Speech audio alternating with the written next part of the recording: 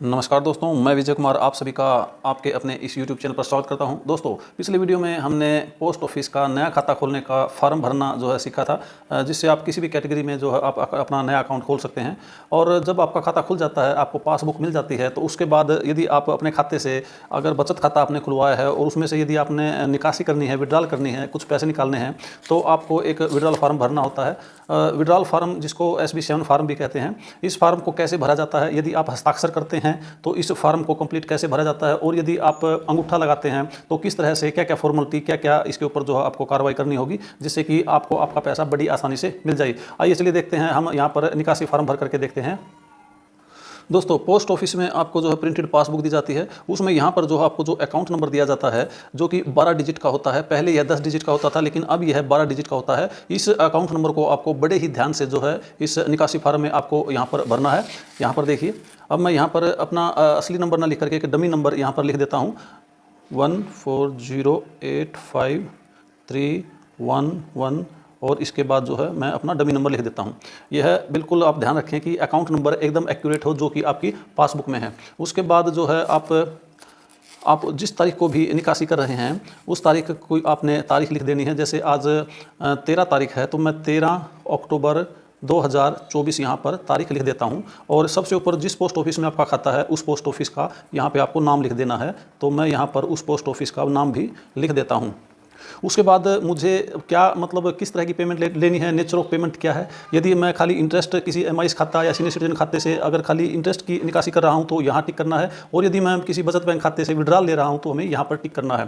तो हमें यहाँ पर 10,000 रुपये की, उदाहरण के तौर पर 10,000 रुपये की जो है निकासी अपने खाते से करनी है, जो कि ये SB बचत खाता है।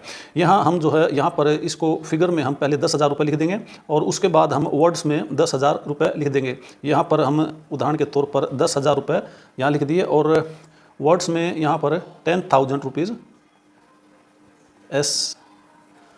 रुपीज़ ओनली यहाँ पर हम लिख देंगे। उसके बाद जो है हम यहाँ पर जो लिखा है सिग्नेचर और thumb impression of account holder और गार्जियन, यदि यहाँ पर जमा करता हस्ताक्षर करता है तो यहाँ पर वह हस्ताक्षर करेगा, और अंगूठा लगाता है तो यहाँ पर उसको अंगूठा लगाना होगा। यहाँ पर मैं जैसे पहले हस्ताक्षर में किस तरह से निकासी की जाती है, यहाँ पर मैं अपने हस्ताक्षर जो है यहाँ पर कर देता हूँ।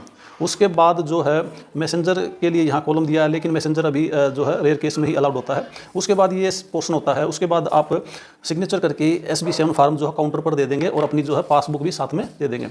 वहाँ पर जो काउंटर क्लर्क और पीछे जो सुपरवाइज़र होता है, वो यहाँ पर पेमेंट ऑर्डर करते हैं। यहाँ पर वो इसकी ट्रांजैक्शन जो है कंप्यूटर में करते हैं, और उसके बाद इस पर पेमेंट ऑर्डर करते हैं। वो यहाँ पर डेट डालते हैं, जो भी डेट है, और उसके बाद वो पेमेंट ऑर्डर करते हैं कि आपको 10,000 रुपये की पेमेंट की जाए, और वो वर्ड्स में और उसमें भी यहाँ पर लिखते हैं 10,000 रुपीज़, RUPEES रुपीज़। ठीक है। तो उसके बाद जो है वह जो वहाँ पर जो पीछे APM होता है, जो सुपरवाइज़र होता है, वहाँ पर जो है यहाँ पर जो पेमेंट ऑर्डर के सिग्नेचर करता है, और उससे पहले आपको कैश लेना होता है, और कैश लेकर के आपको फिर जो है 10,000 रुपये लेकर के उनको काउंट करके यहाँ पर फिर आपको रसीद, इसकी जो रिसीट होती है कि आपने पैसा प्राप्त कर लिया है, यहाँ पर लिखना होता है। यहाँ पर आप अपने हाथ से लिखेंगे फिगर्स में 10,000 रुपये, और उसके बाद यहाँ पर हिंदी या इंग्लिश में जैसा भी आप सहूलियत हो आपको, आप लिख सकते हैं। आप यहाँ पर 10,000 रुपीज़ लिख देंगे, और उसके बाद आपने पैसा रिसीट करने के बाद ही यहाँ पर हस्ताक्षर करने हैं, और यहाँ पर आप इस कॉलम में आप जो है अपने हस्ताक्षर कर देंगे। इस तरह से आपकी जो है विड्रॉल कंप्लीट हो गई, आप पैसा लेकर के घर जा सकते हैं। और उसके बाद जो है अगर आप चाहें तो अगर आपकी ट्रांजैक्शन वेरीफाई हो गई है तो उसी दिन आप अपने अकाउंट में भी जो है इसको प्रिंट करवा सकते हैं, या फिर आप नेक्स्ट डे जो है जब भी आप पोस्ट ऑफिस में आप जाएँ तो आप वहाँ पर अपनी ट्रांजैक्शन जो है अपनी पासबुक को कंप्लीट करा सकते हैं। इसमें आप उसकी एंट्री करा सकते हैं, और इस कॉलम में आपको डेट लिख देनी है जिस डेट को आप ये है ट्रांजैक्शन कर रहे हैं। और यदि आपकी ट्रांजैक्शन 50,000 रुपये या उससे अधिक है तो आपको यहाँ पर आपका मोबाइल नंबर लिखना होगा, और यहाँ पर आपका पैन नंबर भी मेंशन करना होगा। आपका पैन नंबर भी यहाँ पर लिखना होगा। 50,000 से कम पर यह है कंपलसरी नहीं है। काउंटर क्लर्क की इस कार्रवाई के बाद यहाँ पर जो पीछे सुपरवाइज़र या पोस्टमास्टर है, पीछे सुपरवाइजरी पोस्ट पर जो बैठा है, यहाँ पर अपने सिग्नेचर कर देगा, और आपकी जो है पेमेंट, आपकी ट्रांजैक्शन कंप्लीट हो जाएगी। दोस्तों अब एक उदाहरण और देकर के देखते हैं। यदि पोस्ट ऑफिस का जो जमा करता है, जो भी अकाउंट होल्डर है, वह अगर अनपढ़ है और अंगूठा लगाता है, तो हमें ये जो है किस तरह से ये फॉर्म भरना होगा और किस तरह से विड्रॉल होगी, उसका क्या प्रोसीजर है। सबसे पहले यहाँ पर जो है, जो भी अंगूठा धारक है, जो भी अकाउंट होल्डर है, एक यहाँ पर अंगूठा लगाएगा और पैसे प्राप्त करने के बाद यहाँ पर अंगूठा लगाएगा और उसकी गवाही होगी। पूरा प्रोसीजर कैसा है आइए देखते हैं। सबसे पहले हम उसी तरह से इस अकाउंट को किसी से, अगर अकाउंट होल्डर अनपढ़ है तो किसी और से भरवाएगा। उसको जो है अपना जो SB7 फार्म, निकासी फार्म जो है किसी अन्य व्यक्ति से भरवाना पड़ेगा। सबसे अब देखते हैं पहले ये इस खाते को, वैसे ही इस अकाउंट को, इस निकासी फार्म को हम पहले भर देते हैं। तो दोस्तों यहाँ पर हमने निकासी फार्म को जो है पहले भर लिया है। उसके बाद जो है हमें पोस्ट ऑफिस में ही जो है यहाँ पर अंगूठा लगाना है। जो भी अकाउंट होल्डर है यहाँ पर उसका बिल्कुल अच्छे से अंगूठा लगवा देना है। तो यहाँ पर अंगूठा लगाने के बाद इसमें ब्लैक इंक का ही प्रयोग करना है। अगर पोस्ट ऑफिस में जो स्टैम्प पैड होते हैं वहीं से आप इस ब्लैक इंक को ले सकते हैं, और वहाँ से आपको, या फिर आप ब्लैक पैड से या किसी पैड से ऐसे इस तरह से आप उसमें अंगूठा लगा करके अच्छी तरह से यहाँ पर उसका अंगूठा लगा देंगे। उसके बाद अंगूठा लगाने के बाद आप यहाँ पर उसका नाम जो है, अगर लेडीज़ है तो RTI, राइट थंब इम्प्रेशन, और जेंट्स है अंगूठा है तो यहाँ पे LTI यानी कि लेफ्ट थंब इम्प्रेशन, और यहाँ पर नाम लिख देंगे। यहाँ नाम लिख दिया, जैसे मैं यहाँ पर विजय कुमार नाम लिख देता हूँ। अनपढ़ व्यक्ति या इलिटरेट पर्सन जब भी निकासी करता है, उस मामले में इस फॉर्म पर दो जगह एप्लीकेशन साइड, ये जो इस साइड का हिस्सा है, लेफ्ट साइड का, इसको एप्लीकेशन साइड बोलते हैं, और राइट साइड का जो हिस्सा है इसको पेमेंट ऑर्डर साइड बोलते हैं। तो यहाँ पर हमें गवाही करानी होगी, और जो नॉन पर्सन है पोस्ट ऑफिस का, और जो इसको अच्छी तरह से, जो डिपॉजिटर है, इलिटरेट पर्सन को अच्छी तरह से जानता है, उसी की गवाही यहाँ पर मान्य होगी, उसी की स्वीकार्य होगी, उसी की एडमिट की जाएगी। तो गवाही क्या लिखनी है मैं आपको लिख करके दिखा देता हूँ। एप्लीकेशन साइड में जो गवाही की लैंग्वेज होगी उसमें लिखना होगा, मैं जमाकर्ता को जाति तौर पर जानता हूं, इन्होंने मेरे सामने अंगूठा निशान लगाया है। यहाँ पर अंगूठा निशान उसके सामने ही लगाना है, और उस पर गवाह जो है यहाँ पर अपना पूरा नाम, सिग्नेचर और घर का पूरा एड्रेस, पोस्टल एड्रेस यहाँ पर लिख देगा। तो यह पोर्शन जो है उसका पूरा हो जाता है। गवाही की लैंग्वेज बिल्कुल ऐसी ही होनी चाहिए और लिखाई साफ़ सुथरी होनी चाहिए, ताकि जो पोस्ट ऑफिस के कर्मचारी हैं उनको समझ में आ जाए।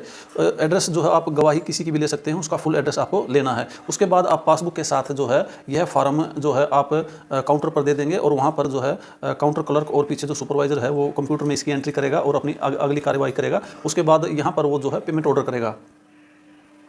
यहाँ पर जो पोस्ट ऑफिस के कर्मचारी हैं, सुपरवाइजर, पीछे वो है पेमेंट ऑर्डर कर देगा, और उसके बाद आपको रिसीट में भी जो है 10,000 रुपये लेकर के उसकी अच्छी तरह से काउंट करके आपको उसके बाद फिर यहाँ पर जो है अंगूठा लगाना है। और इस तरह से इसको भी फिर आपको रिसीट भी, अगर अकाउंट होल्डर अनपढ़ है तो जो आदमी इसका फॉर्म भरता है, गवाही करता है, या किसी से भी वह यहाँ पर रिसीट की अमाउंट भरवा लेगा, तथा यहाँ पर भी जो है अंगूठा धारक का जो है नाम लिखा जाएगा। और अनपढ़ के मामले में यहाँ पर जो है गवाह को अपने हस्ताक्षर करने होंगे और अपना पूरा एड्रेस देना होगा, और उसको जो है लैंग्वेज लिखनी होगी कि जो अंगूठा धारक ने मेरे सामने अंगूठा लगा करके 10,000 रुपये प्राप्त किए। जहाँ भी आपको स्पेस दिखाई दे यहाँ, या जहाँ पर भी आपको स्पेस दिखाई दे, वहाँ पर वह गवाही आपको लिखनी होगी। जैसे मैंने यहाँ पर ऊपर लिख दिया है कि जमाकर्ता ने मेरे सामने अंगूठा लगाकर 10,000 रुपये प्राप्त किए, और यहाँ पर जो है गवाह ने, जिसने भी गवाही की है, अपने सिग्नेचर किए और अपना कंप्लीट एड्रेस जो है जो भी है वो, और फादर के नाम के साथ हाउस नंबर और जो है आपका उसका डिस्ट्रिक्ट या जो भी प्लेस है, जो उसका पोस्टल एड्रेस है, उसको यहाँ पर लिख दिया। उसके बाद जो है इतना होने के बाद फिर जो है सुपरवाइज़र जो होता है पीछे, जो पोस्ट ऑफिस के कर्मचारी, उसको जो है कंप्लीट कर देते हैं। और यदि यह अमाउंट जो है 50,000 रुपये से ऊपर है तो आपको यहाँ पर आपको अपना मोबाइल नंबर और पैन नंबर भी जो है आपको लिखने की आवश्यकता होती है। तो अगर बैंक पोस्ट ऑफिस के कर्मचारी अगर आपसे पूछते हैं तो भी आपको यह पैन नंबर और ये जो है आपको इन्फॉर्मेशन भरनी होगी। गवाही के लिए, अटेस्टेशन के लिए जो है यहाँ पर जो जगह दी गई है, लेकिन जगह कम है, इसलिए जो है जो खाली स्पेस हमें दिखाई दिया हमने वहीं पर गवाही कर दी। हम यहाँ पर भी उसकी जो है हम गवाही और एड्रेस, अगर यहाँ पर अगर आ सकता है तो यहाँ पर भी हम उसका जो है एड्रेस और गवाही लिख सकते हैं।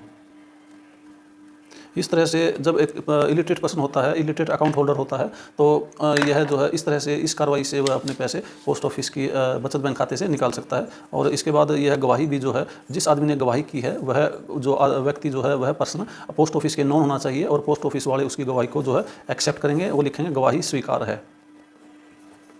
इसके बाद आपकी जो है ट्रांजैक्शन कंप्लीट हो जाती है।